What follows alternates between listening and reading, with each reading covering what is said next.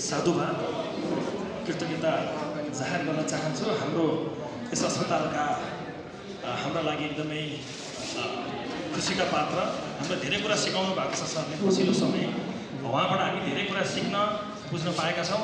अनिल सरले आज भनेका कुराहरूबाट हामी धेरै ज्ञान आर्जन गरेका छौँ र खुसी लाग्यो उहाँका यी शब्दकोशलीहरू सुन्न पाएर। अब भने कार्यक्रमलाई विधिवत हामी छुट्याउँदैछौँ, तर छुट्याउनुभन्दा अगाडि केही वक्ताहरू हुनुहुन्छ। रक्तदानको कार्यक्रम रक्तदान मुआइना गराउनु धेरै कुरा नगरिकन, त्यही कारणले गर्दा आजका प्रमुख पात्र प्रमुख अतिथि हाम्रा नेकपा और जो हमें जो सेटिस्फैक्शन होता है गिविंग सर्विस टू पीपल हु रियली सफर, वो एक ही हमारा चैलेंजेस एक ही। इसका पहले जब कोविड हुआ था, हम एक ही जैसे हेल्थ केयर में जो भी था, सारे लोग हम जहाँ मौजूद थे, हम आके जो भी पीड़ित थे, जो भी बिरामी है, सबका सेवा किए। So I think this is one of the best way to express our camaraderie. I wish all the best.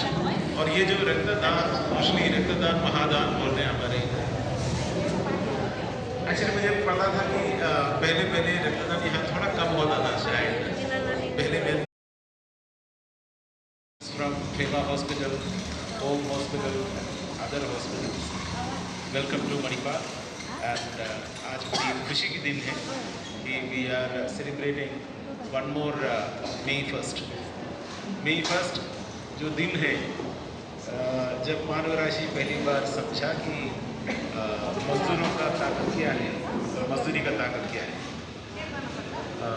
Russia में पहली बार ये हुआ था, लेकिन मैं एक ऐसा देश से आया हूँ, केरला से आया हूँ, जहाँ दुनिया में पहली बार कम्युनिस्ट मिनिस्ट्री चुनाव लड़के पहला कम्युनिस्ट मिनिस्ट्री हुआ केरला में बोला EMS नम्बूद्री। कार्यक्रम सुचारू भइसकेको छ। सम्पूर्ण व्यक्तिले यदि रक्तदान गर्न चाहनुहुन्छ भने अगाडि हाम्रो प्राविधिक हुनुहुन्छ, प्रमुख कार्यकारी अफिसर हुनुहुन्छ, हाम्रो अतुल ग्याउने सरलाई नाम टिपाएर गर्न सक्नुहुनेछ।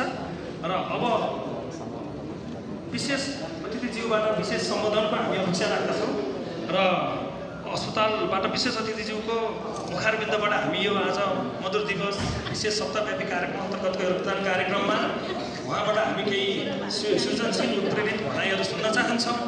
श्री अनिल अडुलज्यूलाई म यो माइक्रोफोन पठाउन चाहन्छु।